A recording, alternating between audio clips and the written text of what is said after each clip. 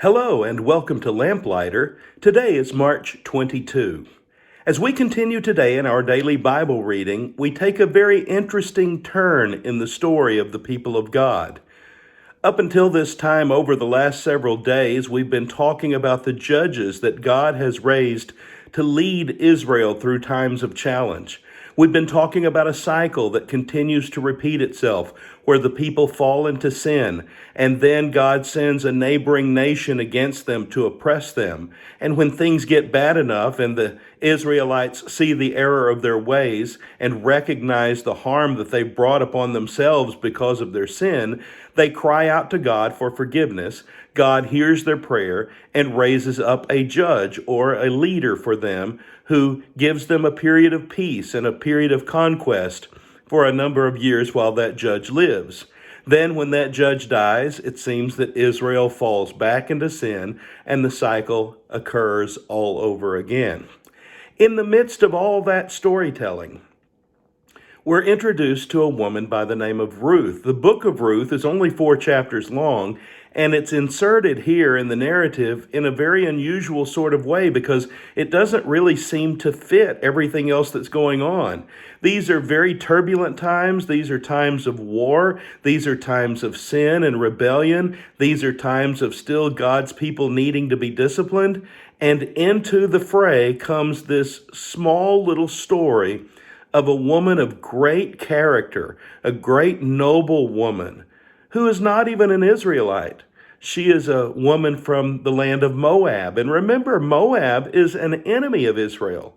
They are not the good people at all. And yet this woman lifted up as an example of great noble character is a Moabitess. Let's look more carefully at the story. There was a father named Elimelech, a mother named Naomi, and 2 sons named Mahlon and Chilion, who lived in Bethlehem or in the land of Judah, and it became a time of famine. And rather than wait for God to deliver as he always does, they run. They leave the land of Canaan. They leave the land of promise and go to live in Moab. Again, Moab is a neighboring nation that's a pagan nation. Why would they do that? Why would they give up on God? I think it probably indicates to us the level of strength, spiritually speaking, this family has in their relationship to God. Nonetheless, they moved to Moab for a number of years, and while they're there, the father, Elimelech, dies, and the 2 sons, Mahlon and Chilion, have taken wives for themselves from the Moabites. They're not supposed to even do that. But their wives are named Orpah and Ruth. Then later we read that Mahlon and Chilion die. And that leaves just Naomi in this family, along with 2 daughters-in-law, Ruth and Orpah. So Naomi then hears that God has blessed the people back home, that the famine has ended and God has taken care of their needs. What a surprise. Isn't that the way God always works? And so she decides she's going to go back home, but graciously she gives her daughters-in-law an out. Initially, they both decide to go with her, but she says, no, I'm an old woman. I can't give you more sons to marry, and even if I could do that, you don't need to wait around that long. We see the Levirate law here working as a son would be born and then would have a responsibility to that wife and so on. We'll see more of that in just a moment. But Orpah takes the opportunity to go back to her people and to her gods. But Ruth says, please don't ask me to leave you, to Naomi. And she makes this great speech, which has become quite well known, where she says, wherever you go, I'm going to go. Wherever you stay, I'm going to stay. Your people will become my people, and your God will become my God. Ruth is willing to give everything up to stay with Naomi. So Naomi relents and Ruth goes with her, and they go back to the land of Judah. And when Naomi returns, rather than being thrilled to be back, she's become this bitter old woman. And I want you to notice the text because she continues to complain, and she even blames God. She says things like, the Lord's hand has gone out against me. Now, wait a minute. Who left Judah? Whose decision was that? Did God push her aside? Did God push her out? Not at all. And then we look and we turn to the page 366. I want to read this section, a piece of this section under the title Return to Bethlehem. When Naomi gets back and her friends greet her, notice this. They call her Naomi. They say, "Can this be Naomi that's finally come back?" They're excited to see her. And Naomi says this, "Don't call me Naomi." And you look at the footnote and you see that the name Naomi means pleasant. "Don't call me pleasant," she says. "Call me Mara." Again, look at the footnote. Mara means bitter. "Don't call me pleasant. Call me bitter." Why? "Because the Almighty has made my life very bitter. I went away full, but the Lord has brought me back empty." Why call me Naomi? The Lord has afflicted me. The Almighty has brought misfortune upon me.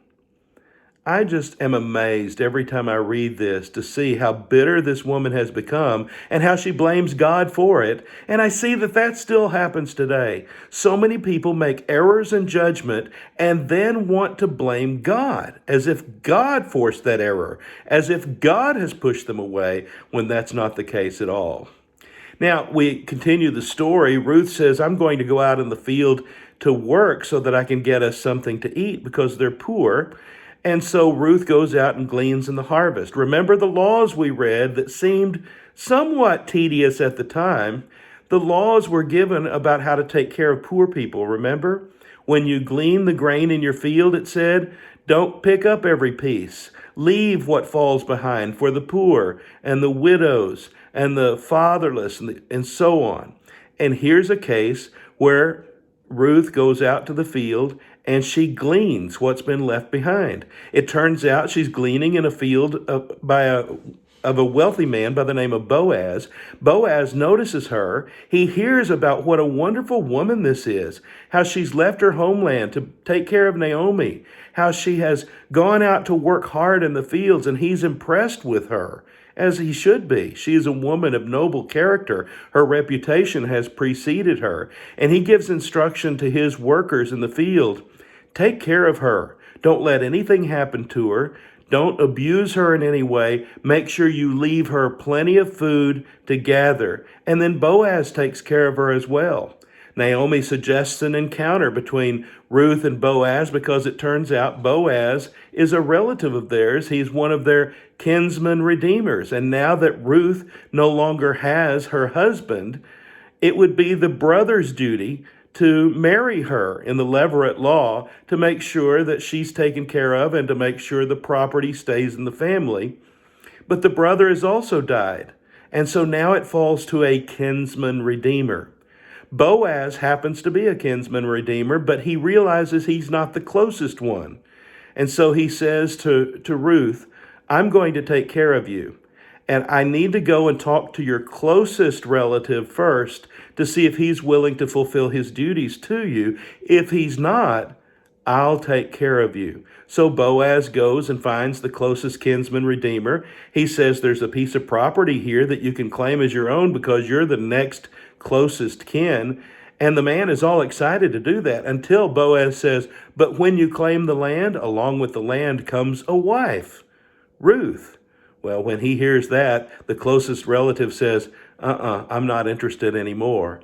And so they have this unusual exchange that we've already read about in Leviticus, where the man removes his sandal and he becomes known as the family of the unsandaled.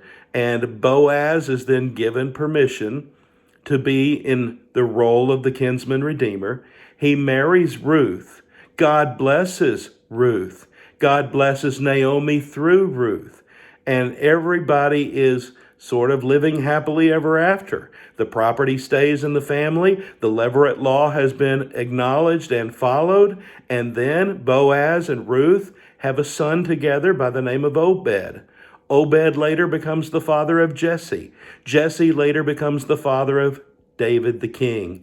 Ruth is the great-grandmother of David the king, and she's in the lineage of Jesus the Christ. Isn't it amazing how the story just unfolds? And in the midst of all the sin and rebellion of the Israelite people, Here's this lovely story, this lovely example of a person who's willing to work hard, of a person who dies to herself in order to serve others in her family, a person who is rewarded by God for her faithfulness, and she's not even an Israelite. She's a Moabitess. But God sees in her the character that he wants to see in his own people. And as we read the book of Ruth, we must ask ourselves, am I a person of noble character as well? Is God finding in me those traits and those qualities he's always hoped to find in his people? Isn't it great to be a lamplighter? His word is a lamp to our feet and a light to our path. I hope you have a blessed day.